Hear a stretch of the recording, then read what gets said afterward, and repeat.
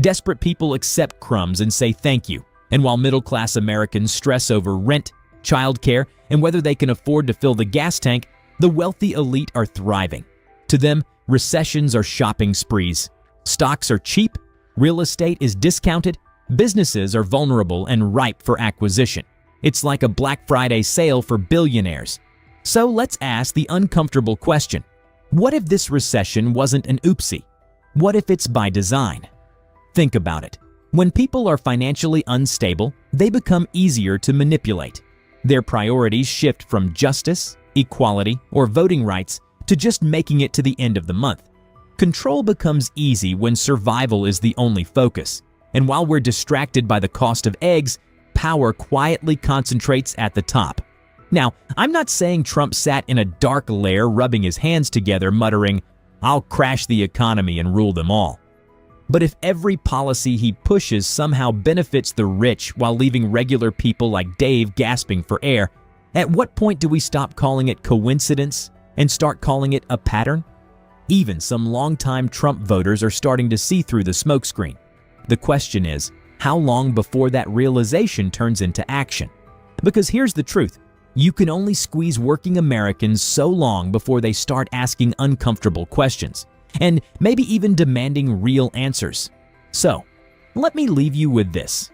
Is this just bad economics? Or is it economic warfare, with the American people caught in the crossfire? Let us know what you think in the comments, especially if you used to believe in the MAGA promise and now feel like the rug got pulled out from under you. Your story matters. And if you're tired of billionaires playing Monopoly with your future, hit that like button and subscribe to Trend Feed, where we're not afraid to ask the hard questions and dig up the truth they hope you'll ignore.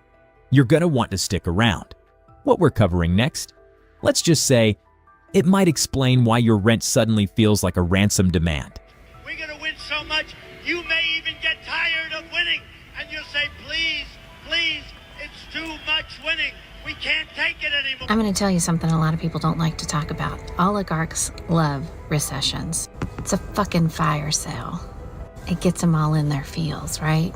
I live in rural America. I know exactly what they are doing. It happened to communities like mine first, and now they're bringing it nationwide. Bring on the bad times so they can buy up all the farmland.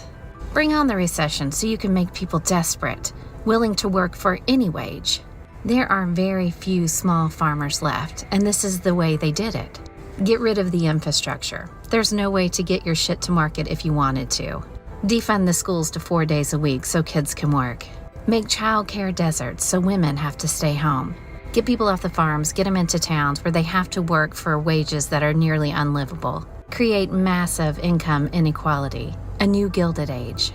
All of this, everything you're seeing, is on purpose. The oligarchs are laughing all the way to the bank. Imagine this. You're at your favorite diner. Same stool, same sassy waitress who calls you Han, same glorious smell of bacon sizzling behind the counter. You reach for the menu, already tasting those buttery pancakes in your mind, but then your eyes pop. $9 for a short stack, and that's before the syrup. You blink, thinking it's a typo. But then you overhear the guy in the booth behind you muttering, "Didn't we vote for that guy to make things better for folks like us?" His buddy nods solemnly, nursing a coffee that now costs more than gas used to.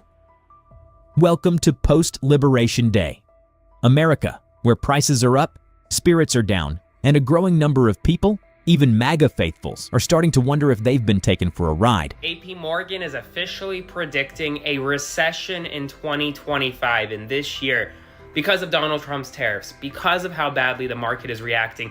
The Dow Jones dropped 2,000 points today. Folks, that's only happened 4 times in American history. The S&P 500 lost more than $5 trillion worth of value. Investors are nervous, investors are scared, and they're conducting mass sell-offs right now in the stock market. And JP Morgan, one of the largest banks on Wall Street, is now predicting that the United States will enter a recession this year. Now, what that means for you, that means that there will be layoffs at jobs.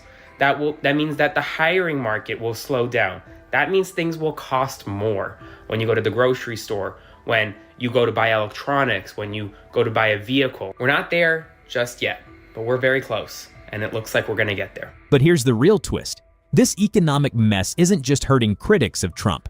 It's slamming his most loyal supporters, the ones who showed up rain or shine, red hats on, fists in the air, trusting that the America First dream would include them. Let's talk about Dave.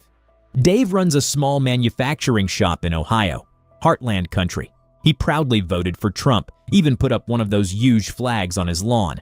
But now, Dave's paying 34% more for steel, and his customers are backing out.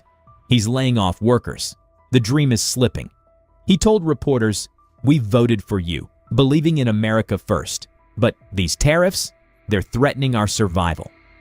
And Dave's story isn't rare. Across the country, families who once believed they were finally being heard are now digging through couch cushions to afford groceries. Wages aren't keeping up. Bills are stacking. Hope fading fast. And as inflation surges, it's not just pancakes that are getting pricier, it's life. Now here's where things get strategic. See, recessions don't just hurt. They reshape power. Desperate people don't protest. Desperate people don't organize. Just love how you Democrats all of a sudden are experts on the economy. All of a sudden now that Daddy Trump put on some tariffs and y'all are like, oh no, everything's going to be more expensive. No, we're going to be making more money and winning, and y'all are just mad you lost. How are you still defending this man? And Trump knows exactly what he's doing. He wrote the art of the deal. He had a ghostwriter do it. There you are with your woo-woo witchy leftists believing in ghosts. We don't do that here in America anymore, babes. Oh my God. That's right. Everyone is going to get tariffs. Everyone's going to pay to earn our business. How do you not understand that we're going to be the ones that pay the higher price, not them? You really need to do yourself a favor and do your own research. Literally, what research have you done? I'm on YouTube. I'm on Reddit.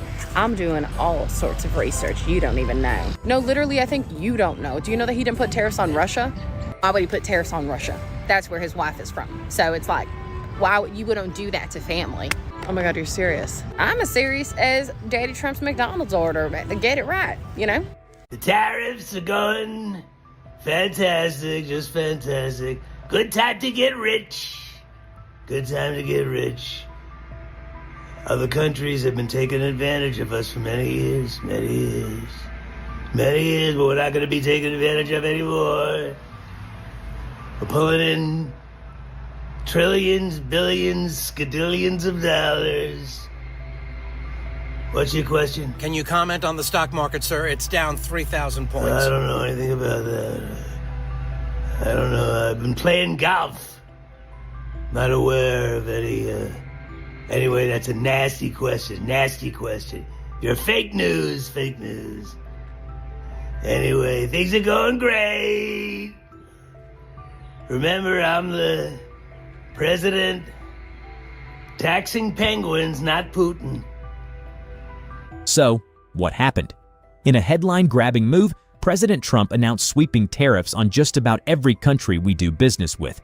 He called it Liberation Day, a patriotic blitz to bring back American jobs and give foreign competitors a big middle finger. The idea sounded good on paper. Big applause. Chants of USA, USA filled the airwaves. But then, reality came knocking. Suddenly, goods from China, Europe, Mexico, you name it, cost a lot more. That flat-screen TV, now a luxury item. That construction material, marked up 34%. Your favorite diner's pancake mix? Yep, imported. And your paycheck? Still doing the limbo. The stock market took a faceplant, retirement accounts, suffering. And big names like JP Morgan Chase started whispering scary words like global recession risk, 60%. We are witnessing the beginning of the downfall of Donald Trump. We have found the kryptonite that is eroding the mystique of Donald Trump as the great businessman. For Republicans, the economy is the equivalent of the Ark of the Covenant, and Donald Trump just took a sledgehammer to it. Fox and other pro-business and pro-Republican media are beginning to allow interviews of people who are expressing objections and dissent to Donald Trump. These are the emerging cracks that will demystify the issue that has kept Trump in business and elected, and that is that people believe he is this great businessman. Once those cracks begin to show, they will only widen. Take it from me,